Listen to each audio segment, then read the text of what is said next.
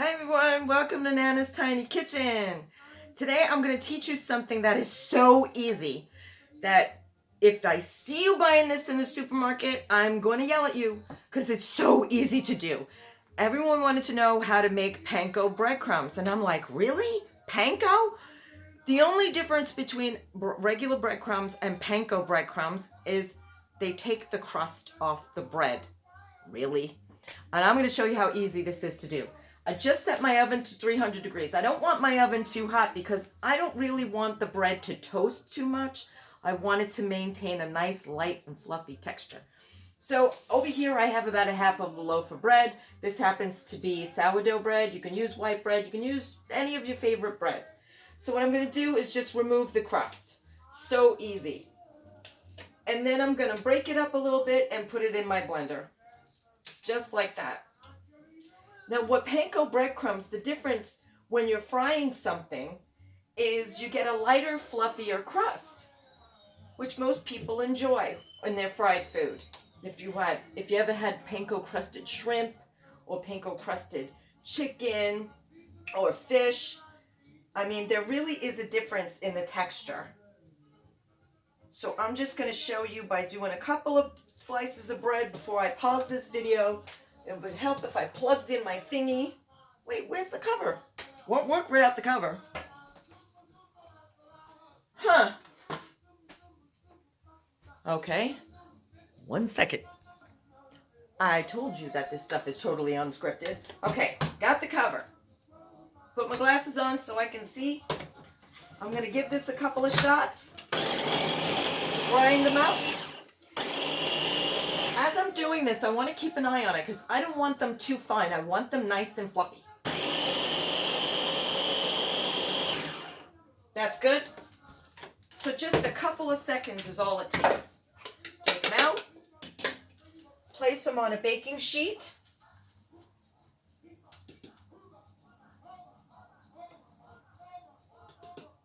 Okay, I'm going to get the rest of these and then we'll go from there.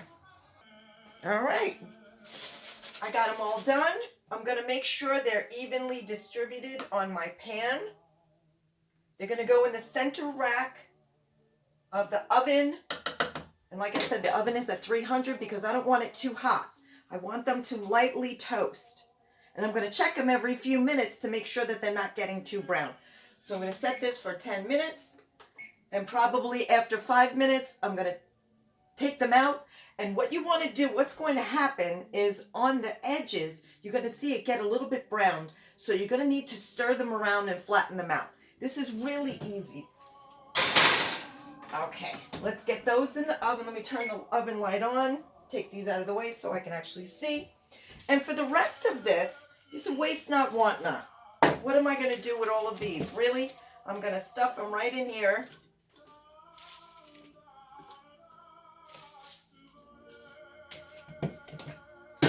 Put the cover on. Fry them up.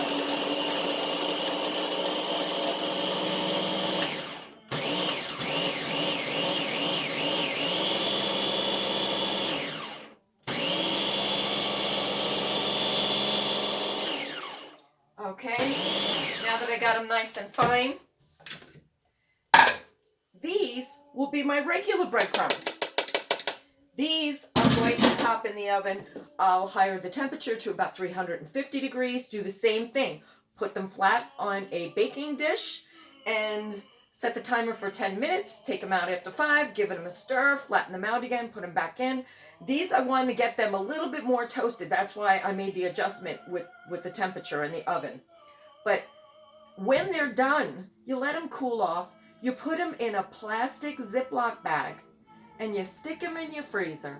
So anytime you need breadcrumbs, you got breadcrumbs.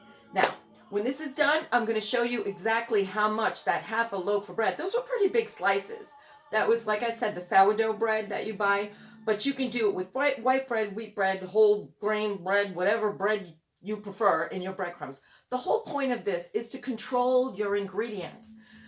Go to the supermarket. Do me a favor. Go to the supermarket. Go down the aisle where they have breadcrumbs. Pick up a container of panko or regular breadcrumbs. The ones that are just plain, and read the ingredients.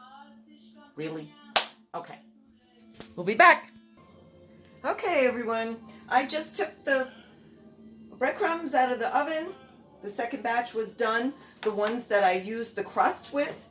And if you could see the significance in the color, these are more toasted, a lot more fine. These are light and fluffy, and they're going to be fantastic. Let them cool off. Then get your freezer Ziploc bags.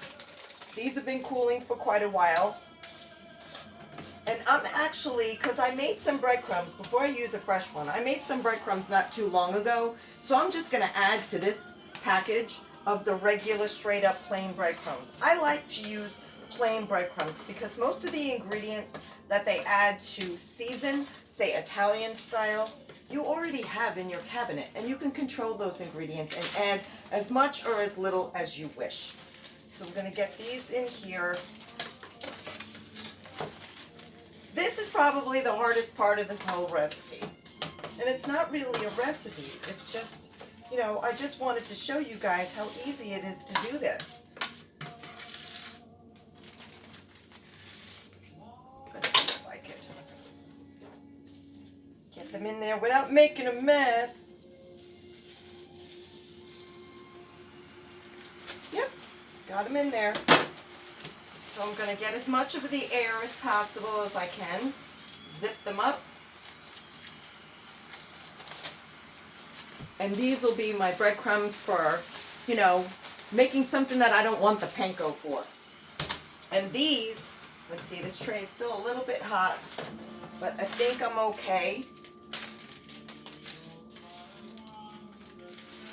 And see how much lighter and fluffier they are? This is going to make, I should make some shrimp. I really should. And do a panko, maybe a coconut and panko crust. I'm using my hands. My hands are clean, by the way. My hands are always clean. If I wash them anymore, I won't have any skin left on them. I'm a big and firm believer of washing my hands throughout everything that I do when I'm cooking, especially if I'm cooking for other people. The last thing I would want was somebody to get sick because I had something that I shouldn't have had on my hands when I was cooking. Okay, let's get the rest of these in here so I can give you an idea of how much this makes. I should put my glasses on because I really can't see anything. But anyway, look at this. There's your panko breadcrumbs. This is probably the equivalent of one of those big giant containers of breadcrumbs that you would buy in the supermarket. And it's fresh and it's delicious and you made them yourself, and it took what?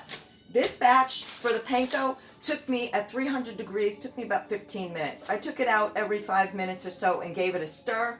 And you don't, like I said, you don't want them overly toasted. You want them left light and fluffy. And you get that texture by when you put it in your blender to really monitor when you're blending it. When you see it get to that certain consistency, that little fluffiness, and you're like, okay, that's enough. And if it's too much, if it's too fluffy, what you could do is just, while they're in the Ziploc bag, just hit them a couple of times.